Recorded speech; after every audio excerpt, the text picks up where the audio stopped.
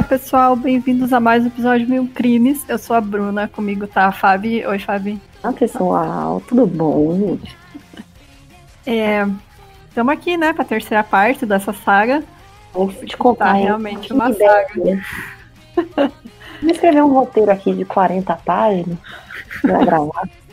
Eu gostei, é um caso que merece. Vocês imaginam o quanto a Fabi tava alucinada com isso aqui. Então, eu estou tão alucinada. Inclusive, a gente vai ter um segredo, não vou contar. Não é pra contar agora. Mas, já que algumas pessoas já perceberam no nosso Insta, que a gente postou lá umas canequinhas, é um projeto que a gente tem aí pro futuro próximo, daqui uns tempinhos, que nós vamos dar mais detalhes depois, mas é exatamente isso. A gente vai tentar fazer um projetinho, né, para fazer um kit para quem quiser comprar. Então vocês fiquem ligados que vai ter, além da caneca, vai ter outras coisas. Né? Exatamente. Se você está se perguntando como eu faço para ter uma canequinha do Mil Crimes, calma que a gente vai contar em breve. Isso aí, só acompanhar a gente. Mas por enquanto vai lá. A gente não sabia se a gente faria a xicrinha roxa. Não, caneca roxa ou a rosa, mas a gente deixou lá em votação para vocês escolherem qual vocês preferem. E aí a gente vai fazer a que vocês escolherem. Isso aí. E então vamos para os agradecimentos de hoje. O pessoal que está ajudando a gente, que é a Fabiola Souza Peck Martins, a Juliana Trigo Pereira, a Paula Lococo Fantini e a Gisele Souza. Só mulherada essa semana. Muito obrigada, meninas. Verdade. Muito bem. E eu queria também agradecer o pessoal do Instagram, que tem falado bastante comigo, indicado várias coisas. A gente ainda não indicou muita coisa sobre esse caso, material complementar, porque a gente estava esperando chegar na terceira parte, mas hoje, no final desse episódio, a gente vai falar sobre todos os materiais que vocês podem assistir, ler. Tem várias dicas, principalmente dicas que eu recebi de vocês. Agradecer também, se o roteiro abrisse no meu computador, a Rebeca e o Rodrigo. E agradecer a Rebeca e o Rodrigo lá de Salvador, que é um casal de ouvintes que sempre escutam a gente, apoiam a gente. Obrigada por indicar o Mil Crimes. O Rafael Bruno e o Daniel Mausen, que é desenhista da MSP. Pessoal que ouve nosso podcast, que compartilha, que manda para os amigos, valeu demais. Se você não pode ajudar a gente no PicPay ou no Apoia-se, ou no Catarse, ou Apoia-se? Catarse. Okay. Que eu sei legal. Compartilhe com as pessoas. Eu acho que o nosso diferencial aqui do 1001 é que a gente sempre fala bastante sobre política, né, cara? Então, você está cansado só de alguém contando a história velha pra vocês, quer ouvir as opiniões aqui, diga nós. Isso aí. Bom, vamos lá, né, pro caso de hoje. Só mandar um beijo também pra Maitê, do Final Girl, lá do grupo das meninas também, né? Que ela também ficou obcecada pelo caso que a gente tava falando, estava dando várias indicações também legais de documentário e tal. Então, vamos lá para a terceira e última parte, finalmente, do West Gente, parar um pouquinho, vai passar muita raiva nesse episódio, mas movido a ódio, vai acabar. Então, bora lá.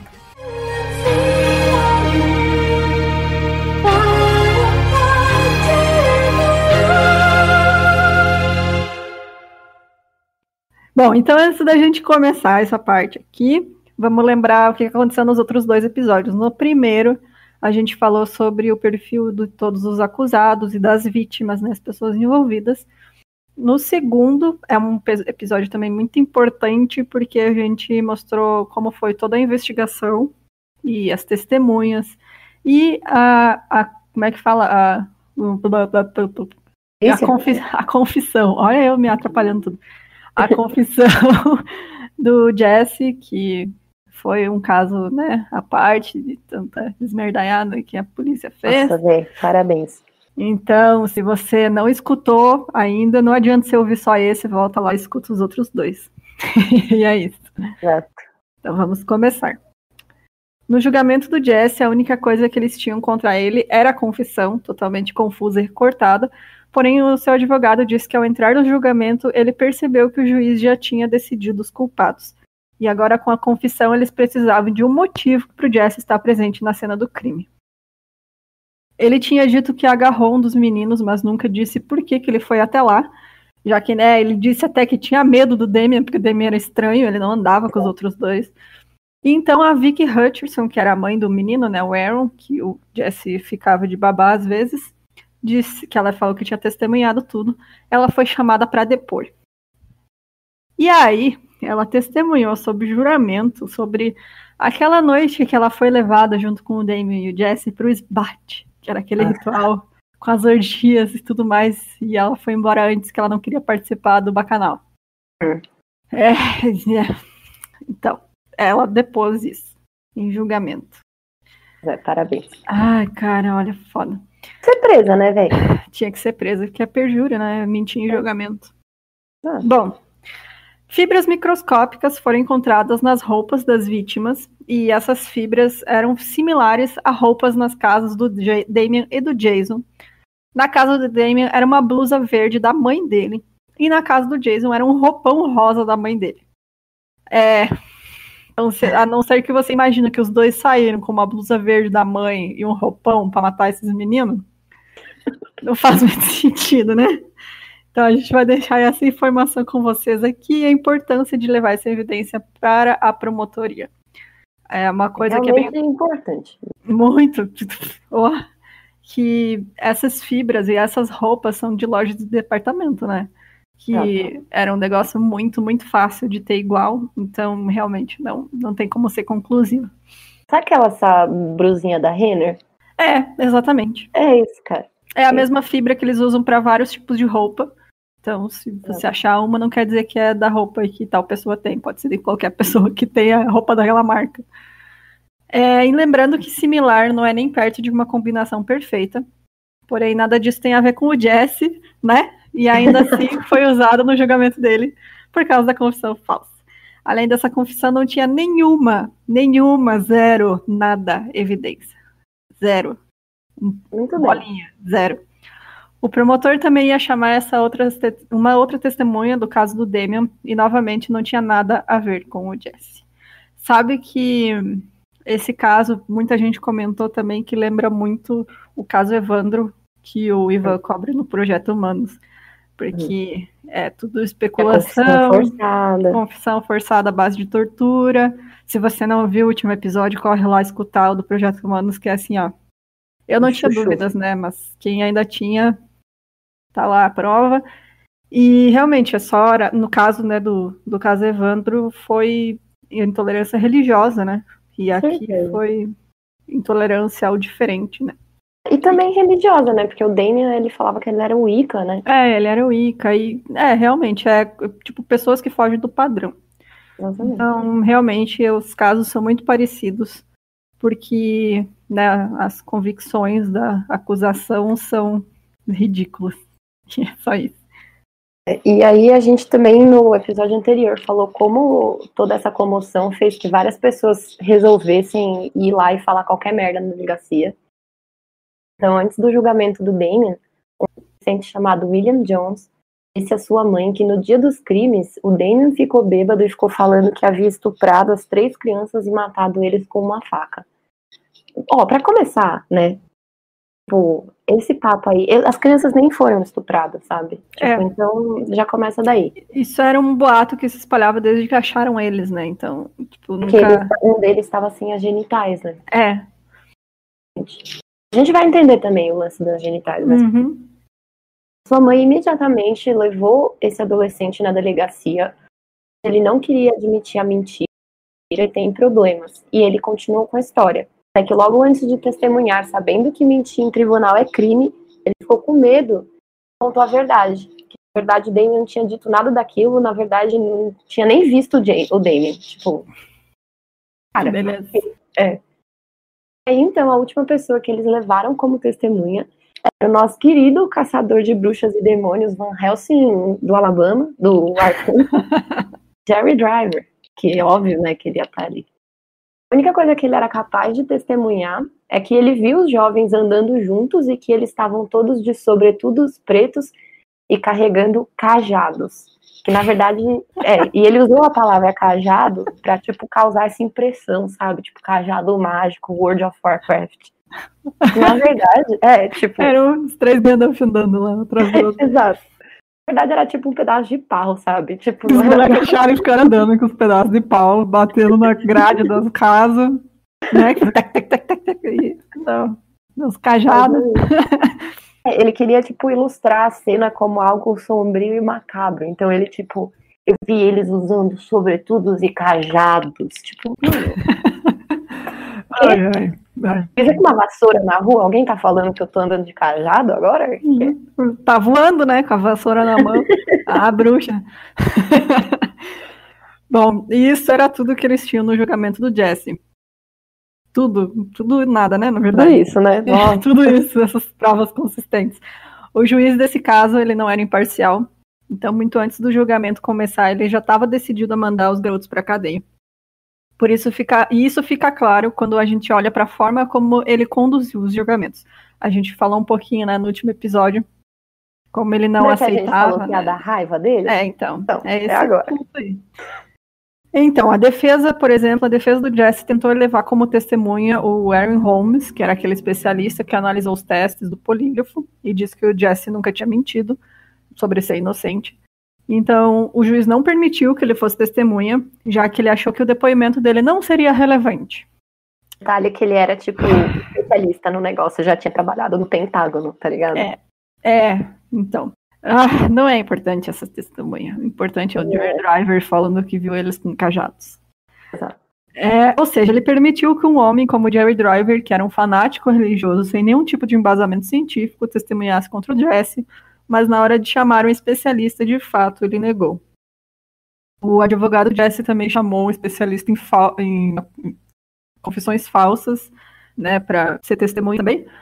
Ele tinha dito que o Jesse teria sido coagido em sua confissão, porém o juiz também negou a participação desse cara, já que esse juiz, o David Barnett, ele acreditava que psicologia não tinha lugar no seu tribunal. Então, o advogado de Jesse não tinha nenhum especialista para confirmar sobre a falsidade da confissão ou as inconsistências do polígrafo. Então, tipo, o júri não sabe nada disso, só o que eles vê é os caras falando que ele confessou. Exato. E não todos os que o polígrafo falou, porque o cara lá no começo, né, o policial que fez o teste do polígrafo falou pro Jesse que lia a mente dele, ele disse que não, ele tá mentindo, assassino. Tanto tem gravações, né, desse julgamento, os julgamentos foram todos gravados, e nos documentários tem partes deles e tal, e, cara, é muito triste ver o advogado tentando mostrar que a confissão é absurda, sabe? Ele pega partes e tal, só que mesmo assim não deu muito certo, porque eles não tinham um especialista para provar isso, né? O juiz não deixou. O juiz não deixou, é só a palavra dele contra a da polícia. E claro que a da polícia vai ter mais peso, né? Porque, enfim, é uma figura de autoridade. E aí mostra ele falando, tipo, o Jesse, como a gente tinha comentado no último episódio, ele falou errado a hora dos assassinatos um monte de vezes. A única vez que ele começou a falar certo, que os policiais apontaram para ele, que era aquela hora que eles queriam que ele falasse, foi lá, tipo, no minuto 6, 7, sabe? Sei lá, foi bem pra frente. E, cara, é absurdo, assim, é muito triste ver esses julgamentos, porque ainda mais o do Jesse, né? Não, e, tipo, o Jesse, ele tinha problema, né, cara? Você vê que é muito ruim, assim. E a única coisa que a defesa do Jesse tinha eram os álibis de onde ele estaria no local do crime que não puderam ser confirmados, porque a defesa não conseguiu provar. Tipo, na verdade, ele falou que estava fora da cidade, só que ninguém conseguiu provar onde ele estava, entendeu? Tipo, nem que ele estava lá no local do crime, nem que ele não estava. Então, tipo, todo mundo... todos esses álibis eram pessoas da família do Jesse. E aí, tipo, se é da família, eles estão passando pano pro Jesse, sabe? Eles vão cobrir. Então, eles não puderam chamar ninguém. É tipo você falar que, não cometi um crime porque eu tava em casa vendo TV. Tá, quem é que é? A minha mãe. Tá, mas tu tem como provar? Não tenho como provar, eu tava em casa assistindo TV. Não tem como tu provar isso, sabe? Você não tem o recibo que você tá em casa vendo TV essa hora. Então, aí chega, tipo, sua mãe, aí a pessoa pergunta pra sua mãe, seu filho tava em casa vendo TV com você? A sua mãe vai falar, tava. Você tem como provar? Também não. Não. Que vai mostrar a marca da minha bunda no sofá? Que eu fiquei 5 horas lá sentada? Não. Após 24 horas, e isso é muito pouco, tá, gente? 24 horas de julgamento. Normalmente isso deveria demorar, tipo, meses, tá ligado? E após apenas 24 horas, o Jesse foi condenado por uma acusação de assassinato em primeiro grau e mais 2 acusações de assassinato em segundo grau. E a sua pena foi de prisão perpétua e mais 40 anos. Então... essa acusação de assassinato em primeiro grau é porque, na confissão, né, ele diz, um dos meninos tentou fugir e eu fui atrás dele e trouxe de volta. Então, nos olhos do júri, esse seria, tipo, ele que condenou o menino à morte, trazendo ele de volta. Se ele não tivesse ido atrás, o menino tinha escapado. E os outros de segundo grau foi só pela participação. Nos outros 2. Uhum. Exato. E aí, enquanto ele estava sendo levado do tribunal para a cadeia, no carro já, né, ele confessou novamente o assassinato para os policiais que estavam ali responsáveis em levar ele, e falou uma história totalmente diferente para os policiais que estavam vendo ele. Tem muita especulação sobre o motivo dele ter confessado novamente ali, e o mais plausível é de que alguém disse que se ele confessasse e entregasse os seus cúmplices, ele não seria preso e faria algum tipo de acordo. É que foi exatamente porque ele confessou na primeira vez, né? Falaram pra ele que ele ia ficar livre.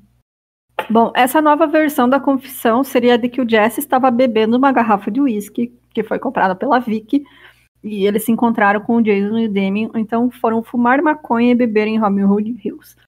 E lá eles viram os 3 garotos brincando e decidiram que iam encher o saco deles. Então o Damien pulou de trás de uma árvore e começou a bater em um dos garotos. Quando os outros 2 atacaram o Damien, o Jesse e o Jason apareceram e começaram a bater nos meninos com pedaços de pau. E eles perderam o controle até que as vítimas ficaram inconscientes. O Jesse disse que o Jason e o Damien estupraram os garotos e o Jason castrou um deles com um canivete. E depois disso, o Jesse disse que pegou a garrafa de uísque e foi embora, porque ficou enojado daquilo tudo. Ele disse que parou ali perto, onde tinha uma parada de caminhões, e teve um excesso de raiva, no qual ele quebrou a garrafa em um pilar de cimento de uma ponte que ficava ali perto, e aí ele foi para casa. Vamos lá. Os problemas dessa confissão também são vários. Por exemplo, ele diz que a faca que foi usada para castrar o menino seria um canivete, o que não bate com a faca encontrada no lago que eles iam usar, né, de prova no outro julgamento. Além disso, não tinha sangue suficiente na cena do crime. Nunca foi encontrado traços de sangue em nenhum lugar daquela floresta. E a hora que aqueles caras olharam de cima a baixo. Não, e se você vai castrar uma pessoa, imagina o tanto de sangue que sai. Muito sangue, cara. É uma área que tem muita veia, né? Então, tipo, é muito sangue sai. Se você corta, ele faz um cortezinho e já sai muito sangue. Imagina cortar fora. Então, as vítimas não tinham nem picadas de mosquito. Isso lembrando que aquele lugar era cheio de mosquitos e esse foi um dos motivos de não terem continuado as buscas naquele dia. E além disso, os garotos não apresentavam nenhum tipo de abuso sexual. O advogado do Jesse contou essa versão para o promotor e ele foi até a tal da ponte perto da parada de caminhões e chegando lá encontrou uma garrafa de uísque quebrada. Provavelmente fui eu passando lá, né? A garrafa largando a garrafa. Bom, era uma parada de caminhoneiro que também tinha muito morador de rua. E mesmo assim, isso foi usado como prova de que essa seria a confissão verdadeira. E, cara, não faz sentido nenhum, velho. Muda completamente a versão. E o menino Aaron que ia ser a testemunha e foi que não bate nada com a história dele, isso aí. Não faz sentido algum. Tipo, nada faz sentido. Nada. E aí, só que como eles acharam a garrafa de uísque quebrada, cara, é a mesma coisa você ir no centro de São Paulo e achar uma garrafa quebrada. Vai num parque achar uma camisinha, vai ser prova do quê? Só de que alguém fudeu lá, velho. Não tem outra prova, sabe? Exatamente. E, enfim, a promotoria estava pronta para levar essa nova confissão para o julgamento do Jason e do Damien. E, ao mesmo tempo, os policiais ameaçavam o Jesse, dizendo que se ele não testemunhasse contra os 2, eles iam ficar livres e a primeira coisa que eles fariam ia ser ir até a casa da namorada do Jesse, uma menina chamada Susan, e eles fariam coisas terríveis com ela. Então, tipo, os caras começaram a tocar mó terror no menino, sabe? E aí o que aconteceu foi, o pai do Jesse conversou com ele, disse que se ele mentisse, ele teria que viver com aquilo para sempre. Porém, se ele falasse a verdade, um dia ele sairia da prisão e poderia limpar o seu nome e viver uma vida decente. Nossa, até arrepiei aqui, gente. E aí, um dia antes do julgamento, Jesse disse que ele não confessaria. Não é como se eles não tivessem nada contra o Jason e o Damien, é que eles tinham muito pouco, e essa confissão era a prova cabal de tudo e facilitaria a acusação dos outros dois. Mas assim, esse muito pouco é tipo camiseta preta, ouve Metallica e Lei Stephen King. E assim, só que a gente tem que pensar aqui que até então, o julgamento ali do Jason e do Damien, ninguém sabia dessa confissão do Jesse nos autos. Só que, tipo, todo mundo já sabia, tá ligado? Todo Tinha mundo vazado, a gente falou isso no outro episódio. Bom, então, para o julgamento do Damien e do Jason, a promotoria tinha a confissão do Damien no tal do jogo do softball para as adolescentes, a garçonete que tinha visto o Damien sujo de lama, as fibras de roupa, que eram similares, a faca e uma testemunha surpresa. Essas eram as provas, que, curiosamente, não incluem o Jason em momento nenhum, né? Ele ia ser culpado por associação. O Damien, como a gente já disse, era um cara que estava em um lugar muito ruim. Ele claramente tinha muita raiva. Oi? Tipo, eu escrevi ali, mas esse lugar muito ruim é tipo na cabeça dele, sabe? Ele tava tipo... Sim. Ele tava realmente, né? Provavelmente tava entrando em depressão de novo, né? Porque ele tava sendo privado da liberdade e tal. Igual ele ficou em depressão aquela vez que ele tinha ficado preso, né? Ele foi abusado durante toda a sua vida, ele já tinha tentado se matar 2 vezes. Além de tudo isso, sua namorada estava grávida e ele deu à luz logo antes do começo do julgamento. A primeira vez que o Damien segurou o filho foi durante a gravação do documentário Paradise Lost. Enquanto isso, o Jason estava tentando não chamar muita atenção, ele tentava acordos para testemunhar contra o Damien. Lhe foi oferecido um acordo que ele pegaria 40 anos se ele testemunhasse contra o Damien, e ele tinha 10 minutos para aceitar. Ele negou porque aquilo seria uma mentira, e aí durante o julgamento ofereceram para ele um outro acordo no qual ele ficaria preso por 10 anos. Eles queriam tanto que o Jason testemunhasse contra o Damien que foi exatamente por isso que os julgamentos deles não foram separados. Com os dois sendo julgados ao mesmo tempo, a promotoria ameaçou o Jason de ser tratado como um satanista, da mesma forma que o Damien, e usariam todo o material que tinham contra ele para incriminar também o Jason, caso ele não testemunhasse contra o Damien. E o Damien seria preso com o testemunho do Jason, que não era só testemunha, como também cúmplice. E assim matavam os 2 coelhos numa paulada só. Todos os advogados do Jason disseram para ele que ele deveria aceitar o acordo. Gente. E assim, vou falar para vocês que eu não sei se eu teria isso em mim também, viu? Porque, cara, esse menino, olha, tirar o chapéu para ele, sério. Ninguém contava com a integridade do Jason. Ele não só negou o acordo, como ele também disse que mesmo que se soltassem ele, imediatamente ele nunca testemunharia contra o Damien, porque caso ele fizesse, ele estaria mentindo e ele não era um mentiroso. Ele, inclusive, acreditava que não tinha possibilidade dele ser mandado pra cadeia, já que ele era inocente. Tipo, gente, cara, olha esse moleque, cara. Esse menino é o único verdadeiro cristão que tem ali, né? Porque realmente ele não tá mentindo pra incriminar o outro pra poder ficar solto. Realmente, né? Pensa, tipo, como que um moleque, ele tinha acho que 16, 17 anos nessa época, as pessoas falando assim, ó, você vai ficar preso o resto da vida. A gente vai prender 10 anos, você testemunhar contra o seu amigo. E ele falar não, mesmo assim. Cara, que moleque maravilhoso, né? Jason, a gente te ama. Nossa, gente, sério, eu fico, tipo, emocionada, assim, dá vontade de chorar mesmo, sabe? Porque é muito foda. A promotoria, antes de falar sobre o culto e toda aquela baboseira de satanista e bruxa e mago sacrificando criança, não sei o quê, eu estou dando ênfase ao fato do crime ter sido cometido de forma extremamente brutal. Eles ficaram batendo nessa tecla até a exaustão, tipo, eles ficaram falando, mostrando foto do cadáver, sabe? Tipo, meu, é um maior circo, sabe? E aí vamos falar agora em detalhe sobre as análises forenses, sobre o médico forense que era responsável por esse caso, Dr. Frank Peretti. Que, nossa, gente...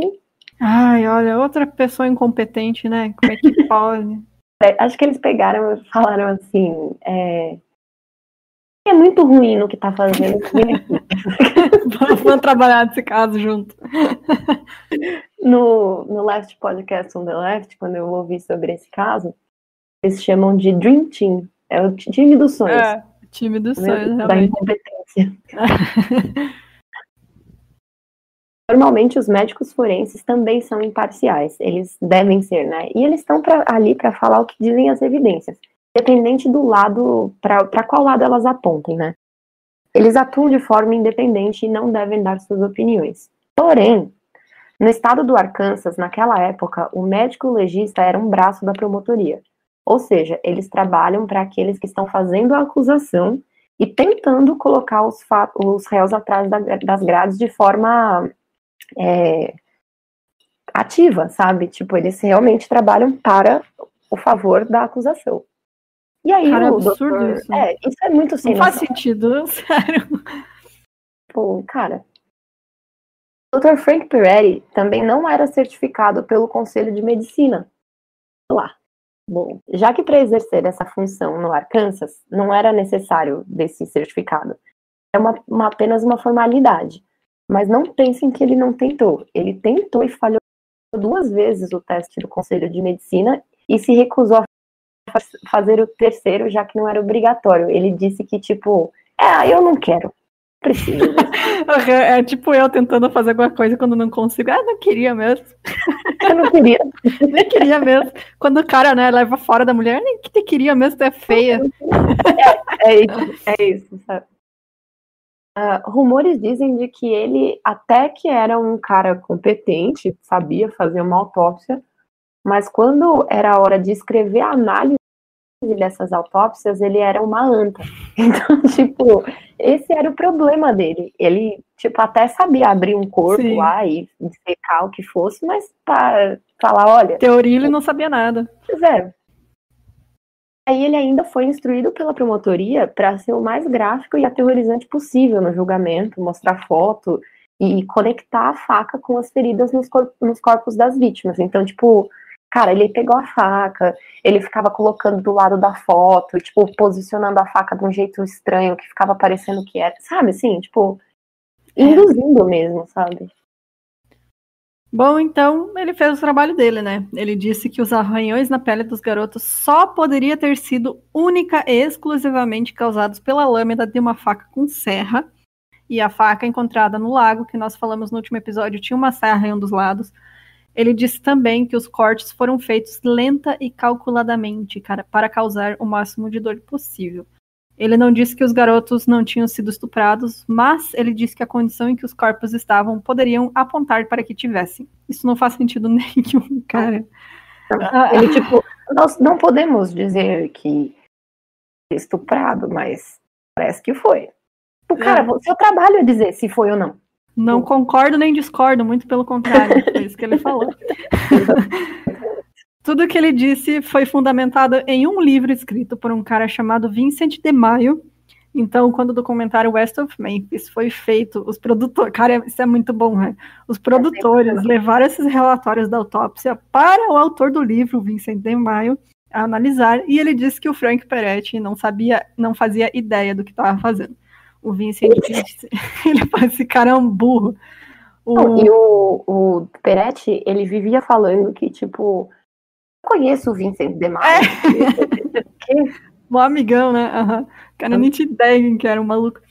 O Vincent disse que nada nas fotos ou nos relatórios apontava para que os ferimentos tivessem sido causados por uma faca, e ele concluiu dizendo que todos aqueles ferimentos teriam sido causados pós-mortem por animais.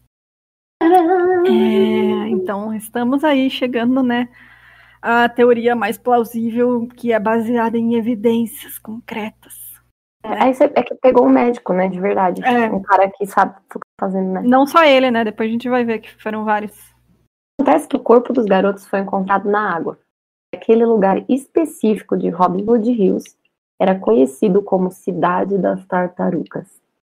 Em maio, que é quando eles foram encontrados, é a temporada das tartarugas, é quando elas estão se reproduzindo. E aí, a partir daí, os produtores do documentário conduziram testes sobre o quanto as mordidas de tartarugas seriam compatíveis com o ferimento. O que eles descobriram foi que, na verdade, as mordidas foram causadas muito provavelmente por tartarugas mesmo, que são seres carniceiros, né? E o que acontece? A castração procuram direto por partes com mais carne, tipo bochecha, lábio, orelha, e as vítimas estavam nuas. As tartarugas que foram responsáveis pela castração de um dos garotos, né? Porque eles estavam pelados, gente. E aí a tartaruga vai onde tem carne, né? Onde é mais fácil, né? De pegar. E um dos meninos estava com, tipo, metade do rosto desfigurado também, com essas marcas. Tipo, gente, eu já tive 2 tartarugas. Eu já tive também. Quem já viu a boquinha de tartaruga de perto, ou não viu, procura no YouTube. Tartaruga é um bicho sinistro, velho. Cara, sabe que na casa do meu pai, na casa antiga, ele fez um laguinho artificial e aí tinha peixes e tal, mas a gente largou a tartaruga lá. Cara, era só metade dos peixes boiando que a gente via no outro dia, sabe? Ela comeu todos, cara. E, cara, é bizarro porque elas cortam numa mordida só, assim. Uma vez o meu primo mexeu na tartaruga, ela mordeu o dedo dele, balançava a mão, a tartaruga balançava grudada no dedo dele. Elas são demônio, cara. Bicho do mal. Enfim, e assim, o perito também comprovou que os ferimentos foram causados após a morte mesmo. Então, tipo, o Peter Jackson, que é o cara que fez o Senhor dos Anéis, sabe? Esse cara, tranquilo. Ele contratou mais... Fala pra falar. Não, é gente pouca, né? Não tem importância o Peter Jackson. Não, imagina. Não é nada. Contratou mais 6 peritos para fazer essa mesma análise enquanto ele produziu o documentário, e todos afirmaram a mesma coisa e chegaram às mesmas conclusões. Mas como na época dos crimes não tinha Peter Jackson nem dinheiro, e sim a visão enviesada, né, dos promotores e policiais, eles falaram tudo que eles tinham vontade e eles não estavam tentando descobrir o que aconteceu, eles estavam tentando comprovar a história que eles tinham criado. Então, segundo, né, essas evidências mostram, os meninos foram mortos, né, com pancadas na cabeça e aí colocados no rio, e todos os machucados que tem depois nos corpos foram causados por tartarugas. E realmente, eu acho que isso é muito possível de ter acontecido. Então, cara, tipo, não faz... Cara, óbvio, tipo, olha tudo isso que estava acontecendo, olha o preconceito da cidade, olha, sabe, óbvio. E 6 peritos fizeram a mesma análise, sabe, tipo, ou seja, se não tivesse documentário, eles iam estar presos até hoje. Sim. Bom, então o Dr. Frank Peretti, ele não era o único que não sabia o que estava fazendo. Na época, muitas pessoas queriam aparecer e ter os seus 5 minutos de fama. Isso nos leva a Michael Roy Carlson, que é realmente outra pessoa que vale um centavo. O menino, ele ficou preso numa unidade correcional para adolescentes junto com o Damien em 93. Foi quando o Damien ficou preso aquela vez, né? Você tinha escrito Jason no roteiro e eu mudei porque eu sei que é o Damien. Desculpa. Só pra ter certeza. Foi ele que ficou preso. Bom, ele disse que o Damien falou abertamente sobre o crime e que sugou o sangue do pênis de um dos meninos. Porém, curiosamente, o Michael só falou disso quando teve problemas com a justiça novamente. E aí, quando perguntaram pra ele por que ele demorou 5 meses pra falar sobre isso, ele afirmou que foi porque ele viu como as famílias estavam tristes pela televisão e ele tinha um coração muito mole. E por isso ele foi por justiça. Acreditamos. Anos depois, o Michael se retratou totalmente sobre tudo que ele disse. Ele afirmou que estava tentando conseguir algum tipo de acordo para suavizar a sua pena em troca de levar informações às autoridades. Ele disse que tudo o que ele havia dito foi que ouviu de um dos guardas da prisão que estava fazendo fofoca. Outra versão que eu vi é que ele ouviu isso do terapeuta dele, sabe? O cara que era responsável, tipo, o assistente social. Então, mas era Era isso. terapeuta, Era tipo era, né? os guardinha, os terapeutas, todo mundo que E trabalhava daí todo lá. mundo comentava e, tipo, diz que o terapeuta comentou com ele, né? Olha, o que você sabe do menino lá que arrancou o pinto do moleque e tomou sangue dele? Oh, nossa, que foda, né? Tipo, cara, isso é assunto de tu conversar com o teu paciente, não é, cara? Bom, então só faltava um motivo. Então, na terceira semana do julgamento, eles decidiram. Cara, na terceira semana de julgamento, você decidir o motivo de um crime, cara, isso é absurdo, cara. Faz sentido algum. Absurdo. E o motivo era culto satânico. Isso tudo consta nos processos, que eles não tinham motivo até a terceira semana de julgamento. Que beleza, hein? Pois é. Enfim, o juiz do caso ele não sabia do que se tratava ocultismo, né? Então o promotor tentou explicar para ele e para o júri o que era. Cara, tem uma cena que diz que o juiz também, ele leu o livro. Ele alugou um livro sobre ocultismo para se entender do assunto antes do julgamento começar. A gente falou isso no outro episódio. Que ele falou, não vou aqui entender sobre ocultismo, peraí. Vou ler uma tititi ocultismo sobre o Wicca. vamos lá. Tô pronto para julgar. Agora, ele pergunta ao agente correcional que tipo de livros o Damien lia. E aí ele respondeu Anton LaVey e Stephen King. E aí ele pergunta para esse mesmo cara se tinha algo de peculiar nesses livros. E aí ele responde assim, ó, o LaVey é sobre regras do satanismo e o Stephen King é de terror. Isso é muito estranho. Cara, o Stephen King, que é tipo o escritor mais comercial dos Estados Unidos inteiro, cara, porque ele lança 1 milhão de livros por ano. E o cara, tipo, não, porque ele escreve terror. Ai, meu Deus. Depois disso, eles falaram sobre todas as coisas idiotas de garoto gótico que eles faziam, tipo, se vestir de preto e ouvir rock. Que beleza. Porque ninguém falou como que essas informações foram conseguidas. Por exemplo, forçar os meninos a falar coisas que não eram verdade. Por quê? Que, né? Beleza, a gente conseguiu essa confissão, a gente não vai contar as situações que a gente colocou as crianças. E, tipo, isso aí ninguém contou, né? Então, tipo, na cabeça só o fato de falar com os meninos sem a presença de alguém maior de idade ou advogado, sabe? É absurdo. Não, tipo, isso daí, ó, já era motivo pra cancelar o julgamento, tá ligado? Já ter que fazer um novo. Outra, o júri, pro júri, sabe o que era? O júri, o Jesse Miskelly tinha confessado, acordou e falou assim, puta, vou confessar hoje. Entendeu? É isso. Tipo, isso aí que aconteceu. Só que ninguém sabe que foi na base da violência, entendeu? Uma das outras coisas que o juiz achou relevante, e aí agora vai ser legal essa parte. Isso aí foi porque ele leu no livro que ele pegou emprestado, que era importante. Aí ele achou que era. Não, porque realmente. As fases da lua. Coisa. A noite dos assassinatos era a lua cheia. E a lua cheia era um dos pontos principais do autoproclamado expert em ocultismo Dale Griffiths, que foi levado como testemunha pela promotoria. Como que o Dale ficou sabendo da existência de West Memphis, vocês me perguntam? Ele recebeu uma ligação de um cidadão preocupado. Quem que era esse cara? Bruna, aposto que você sabe quem. Era o Van Helsing. Era o Van Helsing do Arkansas, gente. Harry Driver. Falando sobre uns garotos andando de preto por aí. E aí a gente vai contar pra vocês quem que é esse Dale Griffiths, o tal expert. Cara, vocês têm em mente o seguinte.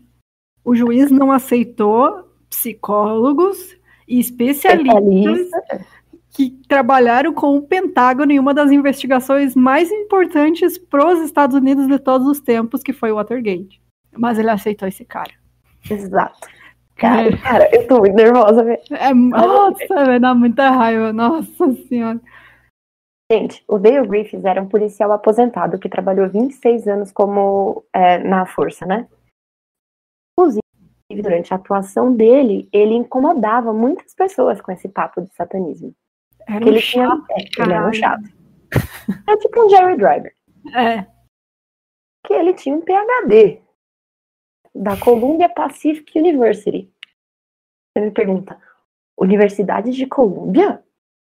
Não. Isso é importante, né? Columbia Pacific University.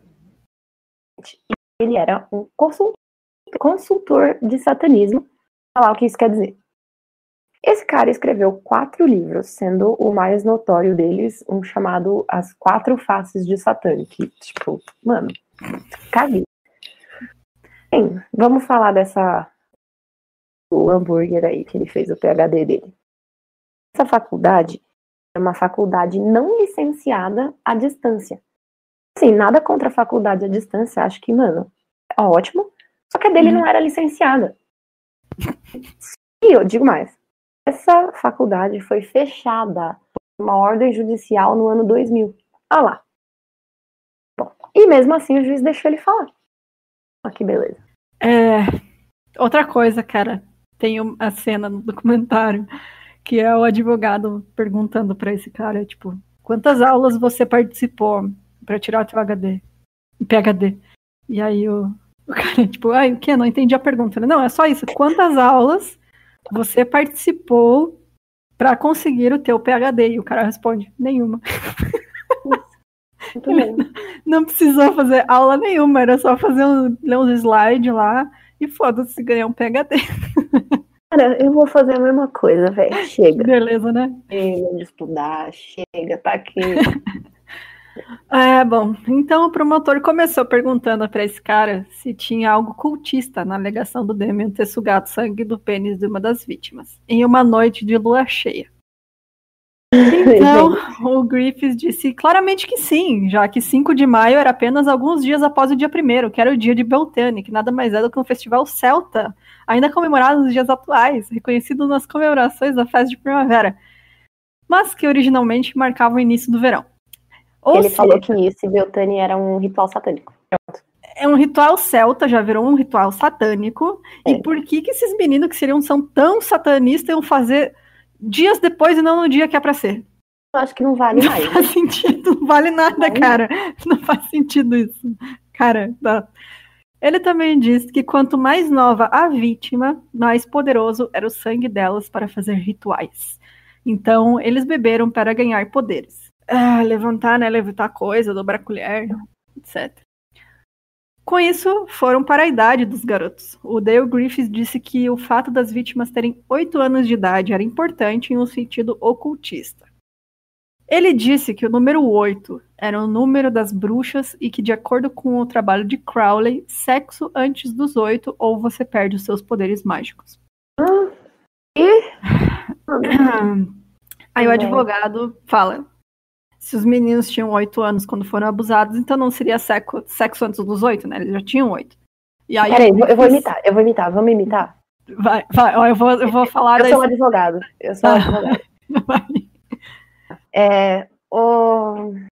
Então, mas se é sexo antes dos 8 e os meninos tinham 8, então não era antes. Eu disse 8? Eu quis dizer 9, na verdade. Sexo antes dos 9 ou você perde os poderes básicos. Na minha cabeça ele é assim. Tipo, mano, olha a certeza que esse cara tem. Cara, deixa eu pesquisar isso. Número 8, Crowley. Porque eu sei que o Crowley, ele tinha vários números que ele considerava importantes. E, tipo, 8 seria só mais um. Vamos dizer, coisa de numerologia, aí já é pra mim. Números de telema. Números em telema. Ah, meu Deus. Achei o 7, serve. Não, porque tinham 8 anos. Mas serve também, porque 7 antes de 8, né? Isso, eu 7 também menos posso 1. ser especialista. Tá, porque o 7 vem depois do 6. Esse é o número da besta. Ó, cara, tem tipo 1 milhão de números, os números significativos. Tem nada, 0, 1, 2, 3, 8, 11, 31, 33, 36. E vai ainda até 718. Então, tipo, foda-se, cara, podia ser qualquer número. Eu acho que, tipo assim, não é nem número primo, velho. Não é nem número primo, cara. Não dá, não tem. Não gosto. Aí o Griffiths disse que essa crença do sexo antes dos 9, já não é mais 8, é 9, tá? Mudou, gente. Era compartilhada pela OTL, que chama Ordo Templi Orientis, que é uma sociedade secreta fundada pelo Crowley. Mas no julgamento, ele não disse Ordo Templi Orientis, ele disse Ordo Temporis Originas. Ele nem sabia o que ele estava falando. A questão é que ele não tinha ideia do que ele estava falando. Já que não existe essa tal de Originas. Se ele fosse de fato um expert no Crowley, ele nunca teria confundido ao mencionar a OTL. E claramente ninguém questionou ele, já que também ninguém sabia o que estava falando, e esse cara podia falar qualquer groselha que as pessoas iam acreditar. Tipo, cara. E aí ele também ficava falando de como o fato de serem 3 vítimas tinha significado, porque aí ele fez uma conta maluca e transformou 333 em 666.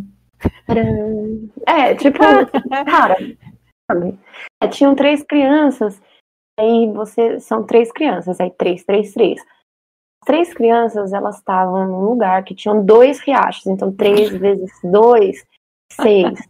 Aí vira 666, realmente. Muito, muito relevante esse testemunho, juiz. Parabéns por ter aceitado. Sério, botasse um palhaço ali, ia ser mais relevante do que esse cara. Mas a gente vai explicar o motivo desse juiz ter aceitado. A gente sabe por que ele aceitou. O promotor também fez uma busca na casa do Jason, né? E eles encontraram mais de 15 camisetas pretas e o crânio de um animal. Mais de 15 camisetas pretas, prova. Não, cara, abre meu armário aqui, velho. Meu, eu trabalhei em loja de camiseta. O que mais eu tenho é camiseta de banda e de filmes. Cara, sério. É muito triste ver isso, meu. Eu só uso preto, cara. Falaram que ele era obcecado por heavy metal e que isso era as provas de que ele era membro de um culto satanista. E após o testemunho desse Dale Griffiths, eles trouxeram as testemunhas do jogo de softball que a gente mencionou anteriormente, e era isso que eles tinham contra os dois, tipo, isso. Lembrando que nessa altura, a promotoria ainda não tinha levado a confissão de Jesse como prova para o tribunal, porém já havia vazado. Inclusive, o próprio juiz disse que não havia uma pessoa naquela sala que não soubesse da confissão, e ele proibiu que as pessoas falassem a respeito, mas reconheceu que todos sabiam sobre a confissão do Jesse. Olha, é uma postura profissional, né, cara? Esse cara aí... Não, vou adicionar ele no LinkedIn, velho. Chamaram o Damien pra depor como testemunha, o que era uma ideia horrível, já que ele era o deboche em pessoa, né? Tipo, o Damien tá nem aí. Normalmente não é bom, né, você botar o acusado como testemunho já pra depor. Nesse caso, é pior ainda. Exatamente. Aí, quando perguntaram se ele já havia lido Crowley, em vez dele falar não, ele falou assim, não, mas é porque eu nunca encontrei nenhum dos livros. Se encontrasse, eu ia ler. Ô, Damien, pelo amor de Deus, se ajuda. Se ajuda, também, né? Se ajuda. Me ajuda a te ajudar. A defesa chamou mais uma testemunha, que era o único oficial da correcional que disse que esse lance de culto não existia. Tipo, sensato, sabe? Mas o que é uma pessoa sensata no meio de um monte de louco, não é mesmo? Não é? A defesa do Jason foi mais curta ainda. Eles chamaram apenas uma pessoa. E depois de tudo isso, o que é foda é isso agora.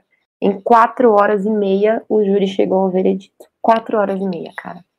Culpados, e depois de mais 2 horas, Damien Eccles será executado com uma injeção letal, condenado à morte. Cara, uma coisa que me pega bastante que as meninas no Morbid comentam é que o pessoal que estava no júri escreveu no quadro: você é o que você consome. Como se o fato dos meninos usarem preto, gostarem de história de terror e gostar de rock fizesse deles assassinos. Acho que a gente é serial killer, então, Bruno. A gente é serial killer, porque olha o podcast que a gente tem, né? Porque eu vou matar todo mundo, vou sair matando as galera. Então, assim, ó, sabe, isso é um negócio que pra mim é o mais absurdo de todos, porque você julgar as pessoas... Medo do desconhecido, sabe? Você julgar a pessoa pelo que ela gosta, sabe? Exato. E eu acho que até, tipo, inveja, sabe? Tipo, eu reparo muito, assim, pelo menos minha experiência de vida, que, tipo, cara, eu sempre fui muito do Damien, sabe, na minha vida. Eu era ele, debochada pra caralho. Mas eu sempre tive muito mais liberdade, sabe? Tipo, eu sempre Sim. falei o que me deu vontade. Tipo, por exemplo, no meu trabalho de quadrinhos, ninguém me chama pra pintar quadrinho que é preconceituoso, que é, tipo, coisa de bolsominion, sabe? Assim, tipo, e com certeza eu já perdi muita coisa por causa da minha boca grande, mas também, olhando pra trás, não tem nada que eu tenha me arrependido de fazer, sabe? Tipo, Exato. nenhum trabalho.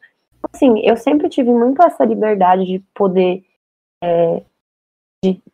E assim, isso é uma coisa que eu falo até pra vocês, os ouvintes, que, cara, abracem quem vocês são, sabe? Tipo, a pessoa acha que você é esquisito, foda-se, irmão. Eu sou esquisito mesmo, me deixa ser esquisito, sou feliz aqui, ó.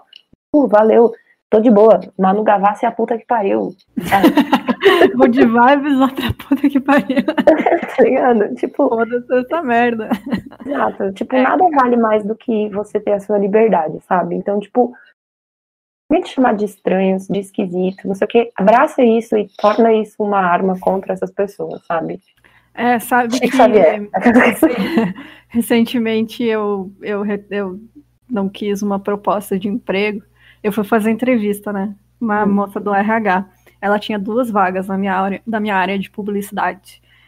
E aí no final da entrevista ela olhou pra mim e falou assim: "Você lê Olavo de Carvalho?" E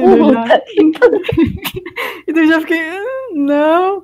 Ela, então, que uma das vagas é um pessoal mais conservador. Puta, velho. E era para uma vaga de assessoria de imprensa de um político conservador. E, tipo, o salário era muito bom, sabe? Mas eu fui bem sincera, eu falei, olha, moça, não, realmente eu não ia conseguir trabalhar com isso, porque eu não tô só trabalhando para uma pessoa assim, eu tô ajudando ela aí completamente contra tudo que eu acredito, e eu nunca ia conseguir ficar bem comigo mesma se eu fizesse isso, sabe? Não é você só ter um patrão bolsominion. Acontece você ter um patrão bolsominion, né? O que mais tem é por aí. Mas, tipo, eu ia estar ajudando o cara a, tipo, fazer campanha contra aborto, espalhar a palavra, sabe? E aí eu falei, moça, infelizmente não. Obrigada. E ela, tá sendo muito difícil, né? Porque na tua área o pessoal é mais liberal. Quase que eu falei, moça, é tudo sapatão e viado, você não vai conseguir. Mas eu fiquei na minha, falei, realmente é muito difícil. Uma galera diferente, né? Liberal. E, cara, é assim, é isso, sabe? Você. Claro, tem situações que não tem o que fazer mesmo. Você ter que, né, baixar a cabeça pro seu bem mesmo. Mas, exemplo, assim. Você não tem filho, não tá passando fome. Exato, entendeu? sabe? Não, tipo, não dá pra fazer essas escolhas, exato. né? Eu tenho esse luxo, né, de poder recusar uma oferta assim. Mas, né, gente, são casos porque, e assim, casos. Olavo de Carvalho não é mais nem conservador, ali já é burro. Aí já é maluco, burro. Terraplanista, né? Esse papo aí. Terraplanista doido. Então, é realmente isso, sabe? Você ter que abraçar o que você é e, né, foda-se os outros, gente. Isso aí. Fazer o que você acredita. E aí a Bruna decidiu ser o quê? Podcaster e pobre. Podcaster e fudida. Fudida com orgulho. Isso aí. Então, ajude a gente, entra lá no Catarse. Exato. Então, voltando ao nosso casinho. Vieram 18 anos de espera, né? O Jason se virou muito bem, dadas as condições. Ele logo conseguiu um emprego mexendo com computadores da prisão. O Jesse também ficou fora de confusões. Assim, ele fez uma bela tatuagem. Ele fez uma bela tatuagem horrorosa. E, assim, ele tinha algumas brigas e tal, né? Mas, tipo, era por aquela coisa, né? Ele era menor e, né? Não entendia as pessoas, ele era muito ingênuo. E aí ele acabava se metendo em umas confusões, mas nada muito grave. Porém, pro Damien foi que as coisas não foram tão fáceis, né? Ele estava no corredor da morte. Ele era supostamente um assassino estuprador de crianças. E ele conta como na prisão tinham muitos mosquitos, já que ficava ao lado de um pântano. O que... ele conta que ele foi picado 1000 vezes e tinha tanto sangue nas paredes que parecia uma pintura abstrata. Piorava quando os mosquitos descobriram que eles podiam procriar nos banheiros e nas celas vazias. E aí tu imagina a quantidade de mosquitos que tinha lá, cara. É impossível dormir, você não consegue dormir. Então, tipo, você vira um zumbi. O Damien também diz que na primeira cela em que ele ficou, tinha no chão a figura de um homem traçado a lápis que tinha morrido no chão, né? E ele não quis apagar, porque aquela era a última memória daquela pessoa que foi executada antes dele. Essa história de 1 hora de banho de sol por dia também não é verdade, porque colocavam ele em uma sala que tinha uma janela acima dele, e era isso. A 1 hora de sol dele não existia, era isso. O Damien também apanhava muito dos guardas da prisão. Ele conta no livro dele, que é o Life After Death, né? Que ele tinha muita dor de dente devido a uma surra que ele tinha levado e quebrou os dentes. Ele levou dos policiais, isso, né, dos oficiais. Mas não existe nenhum tipo de cuidado odontológico para prisioneiros. A prisão só deu a escolha para ele de ou arrancar os dentes ou conviver com a dor. E ele escolheu ficar com os dentes e com a dor. Então, cara, você imagina quanta dor. Dor de dente é muito foda, meu. Nossa. Ele também foi estuprado algumas vezes na cadeia por outros prisioneiros, né, por esse estigma que ele tinha, né, essa acusação de ter estuprado criança. E aí ele ficou tanto tempo na solitária que hoje em dia ele tem que usar óculos escuros o tempo inteiro, porque os olhos dele não suportam a luz. E ele também não consegue enxergar de longe. Para quem não sabe, nossos olhos são músculos, e como ele só tinha as paredes para olhar, com o tempo ele perdeu a habilidade de ver objetos distantes. A gente está sempre treinando isso, né? Por isso que falam que também não é bom ficar muito tempo no computador, vai lá fora olhar o horizonte, porque o teu olho é treinado pelo teu cérebro. Então, se você não exercita ele como você exercita músculos, você vai perder essa habilidade. Foi o que aconteceu com ele, porque ele não tinha outra coisa para olhar além de parede. Exatamente. O livro dele é muito bom, assim, eu recomendo todo mundo para ler. O outro livro dele é High Magic, né? Isso. Que ele fala sobre como, durante esse tempo, o que fez ele sobreviver dentro da prisão foi esse autoconhecimento. Eu acho que acredito que ele é budista, né? Hoje ele se converteu ao budismo e ele meditava. Isso, foi isso que salvou ele. Ele fala 16 horas por dia. E aí tem esse livro que ele conta sobre essa jornada dele descobrindo, né, como sobreviver lá dentro através do budismo. Por 18 anos, apelações após apelações foram negadas, já que a pessoa no comando do processo ainda era o mesmo juiz. E para o juiz Barnet e para o promotor, esse foi o caso das vidas deles. Por quê? O que acontece, gente? Como a gente falou que a gente ia contar para vocês, por que eles já iam condenar os meninos? Eles saíram como heróis desse julgamento, porque eles tinham colocado na cadeia 3 satanistas monstruosos, assassinos de crianças, e eles nunca iam admitir que eles estavam errados. Por isso que eles continuavam negando as apelações. Principalmente, cadeiras de governador, de políticos ali, senador, não sei o que, elas estavam em jogo. Os dois queriam se candidatar a cargos públicos. E com a popularidade deles em alta, eles iam claramente se destacar. Inclusive, o Barnet, ele virou governador do Arkansas depois. Que beleza, hein? Exatamente. O juiz ignorou o fato de que em 2007, nova evidência apareceu. Um fio de cabelo encontrado nos cadarços utilizados para amarrar as vítimas foi testado por DNA. O resultado foi negativo para todos os 3 meninos que foram presos. Então, assim, mesmo assim, ele negou o novo julgamento. E o Departamento de Justiça do Arkansas declarou que não existia possibilidade de que eles tivessem julgado alguém de maneira errônea e que, caso encontrassem alguma prova, seria para provar que eles eram ainda mais culpados. Gente. Que beleza, hein? Sabe o que parece? Para aqueles velho teimoso. Velho teimoso, isso aí. Nunca vai admitir que tá errado. Exatamente.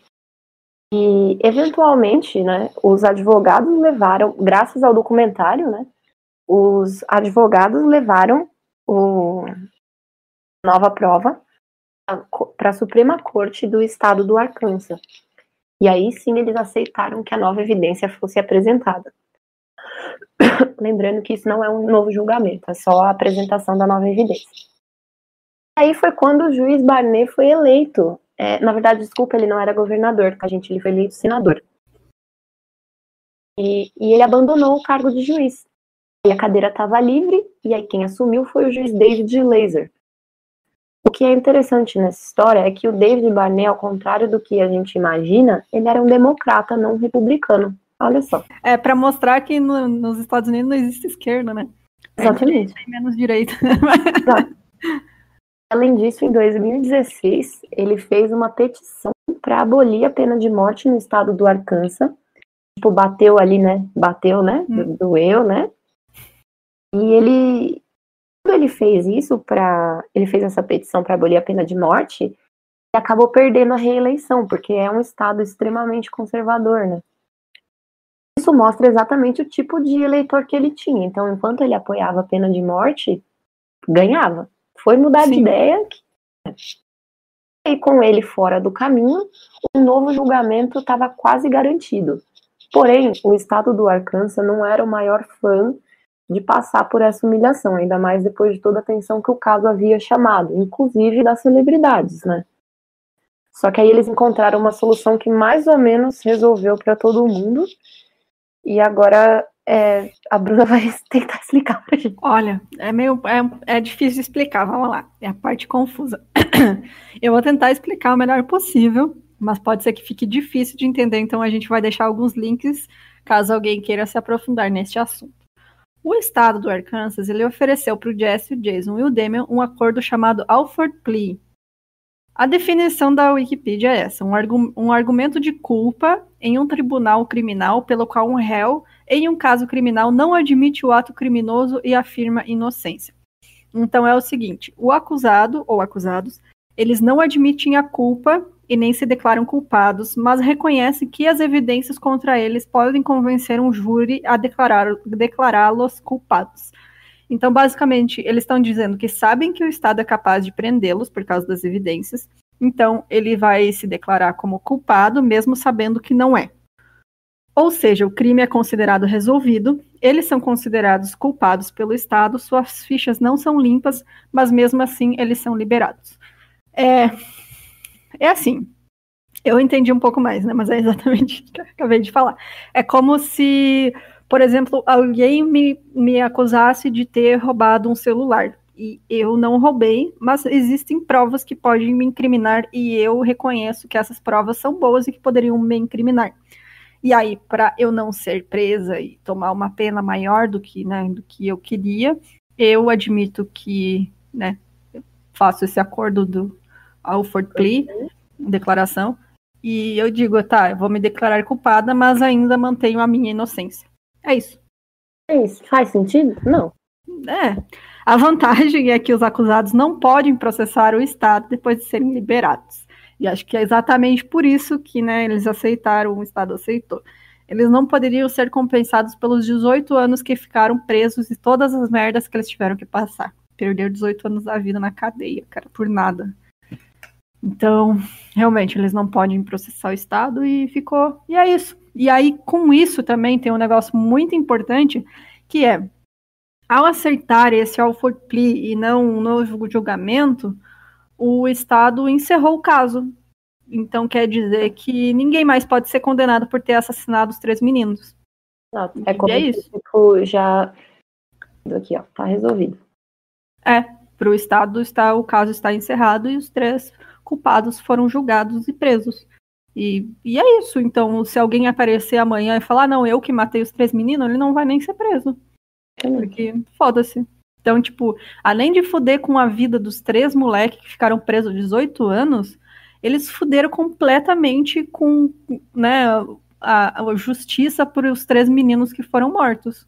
Porque a família deles nunca... A família das 3 vítimas, né, não sei de todas as 3, mas pelo menos 2 delas, hoje em dia, eles apoiam, né, os acusados, eles pediram desculpas, e eles falam realmente que não acreditam mais que eles sejam culpados e lamentam muito, né, mas, claro, eu não culpo eles, né, cara, você perdeu um filho. A dor é muito grande, né, cara, e ainda mais a forma como isso aconteceu, né. Exato. Então, tipo, se eles reconhecem depois de toda essa dor, né, quem somos nós para não reconhecer também, né? Só digo isso no ar. Exato. Fica aí, né? Fica aí no ar. Esse acordo, quando eles fazem o acordo, eles são liberados no mesmo dia. E um dos acusados não estava tão animado para aceitar a oferta. O Jason, ele queria um novo julgamento. Ele queria mostrar para o mundo o quanto o estado do Arkansas foi preconceituoso e intolerante com eles. E, acima de tudo, para ele era um absurdo se declarar culpado, já que ele era inocente. Enfim, ele queria sair de lá como um homem livre e sem manchas na sua ficha. Ele estava totalmente disposto a ir para um novo julgamento e arriscar cair nas mãos de um novo David Barnett. Mas o que o convenceu foi o Damien. Se eles perdessem um novo julgamento, o Jason e o Jesse voltariam às suas vidas. Tipo, assim, condenados, né? Não sei o quê. Mas o Damien, ele ia morrer. Ele ia ser executado por injeção letal. E foi assim que ele aceitou o acordo. Então, no dia 19 de agosto de 2011, os três foram libertados da prisão após 18 anos na cadeia. Então vamos lá. Quem que matou o Steve Brent, o Christopher Byers e o James Moore? Tem algumas teorias, né? O pai adotivo do Christopher Byers, ele deu uma faca de caça a um cinegrafista que filmava Paradise Lost. Essa faca tinha sangue, cujo código genético combinava tanto com o do pai adotivo quanto do Christopher Byers. O que no final ainda revelou a possibilidade do menino ser filho legítimo dele, né, não ser enteado, e portanto fruto de uma traição da mãe com o futuro pai adotivo. Bom, o homem admitiu também ter espancado o menino um dia antes do desaparecimento, porque ele estava muito eufórico. A mãe do Steve Brent, a Pamela Hobbs, ela também contou à polícia que encontrou uma faca que pertencia ao filho e que ele levava sempre com ele, entre as coisas do seu marido e padrasto do Steve, o Terry Hobbs. Um fio de cabelo que foi encontrado em um dos cadarços, que tinha sido usado para amarrar um dos meninos, corresponde ao DNA do Terry Hobbs. Assim, muita coisa sobre esse cara, né, Bru? O fio de cabelo eu não diria que seria tão condenatório, porque afinal, né, moravam na mesma casa, não é estranho que tenha um fio de cabelo dele no cadarço do menino. Mas, tipo, tem boatos, né, daí não quero entrar na mesma acusação que fizeram contra os 3 moleques, né, de acreditar em boatos, mas é que no caso dele dá pra acreditar, né, devido ao histórico dele. Então, a teoria era de que ele era bissexual. Só que ele não admitia isso, né? Obviamente, um lugar extremamente conservador, e ele também, né, deveria ser ele mesmo preconceituoso. Sim. E aí diziam que ele tinha vários casos com meninos mais novos, e uma dessas vezes ele estava se pegando com um moleque, tipo, estavam em vários caras se pegando na Robin Hood Hills, e os meninos viram. E aí foi por isso que ele teria matado os moleques. É uma das teorias, né? Não sei até que ponto isso seria verdade, mas tá aí, fica no ar também. Tem alguma coisa pra gente? Eu queria falar um pouquinho de DNA. E tem outras coisas. E, inclusive, tem uma versão aí, né, um boato também de que ele tinha sido pego beijando um outro cara, né? Sim, tem vários boatos, né, da cidade. Umas histórias, e ele que, tipo, como o filho tava se ligando disso aí, ele acho que quis abafar o caso e matar os 3 meninos, enfim, tem muitas coisas sobre esse cara, ele era um maníaco. Ele batia no moleque, na irmã, enfim, ele era uma pessoa horrível. Tem 2 coisas que uma das provas que dizem para incriminar os 3 acusados é um colar em forma de machado que o Damien usava. E esse colar tinha sido do Jason antes, e nesse colar tinha traços de sangue. Só que os testes de DNA dizem que o sangue pode ser do Damien e do Jason. Não tem nenhum teste conclusivo que seja de outra pessoa. E outra coisa é que dizem que encontraram DNA no corpo dos meninos que foram mortos. Só que aí entra 2 coisas. A primeira é quantas horas eles ficaram embaixo da água, e qualquer DNA que estava no corpo deles teria sido destruído.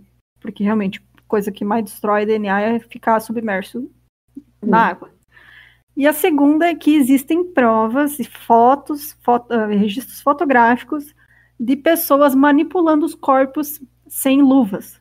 Então, esse DNA específico foi encontrado no pênis de um dos meninos, e tem uma foto que mostra uma pessoa segurando, tipo, manipulando no pênis do menino sem luva. Então, cara, como é que você vai aceitar uma evidência dessas, que nem a conclusão não diz de quem que é o DNA, não poderia, eles dizem assim, poderia ser do Damian, mas não é aquele 99,999% de chance. É aquele tipo perfil que pode ser tanto dele quanto de qualquer outra pessoa.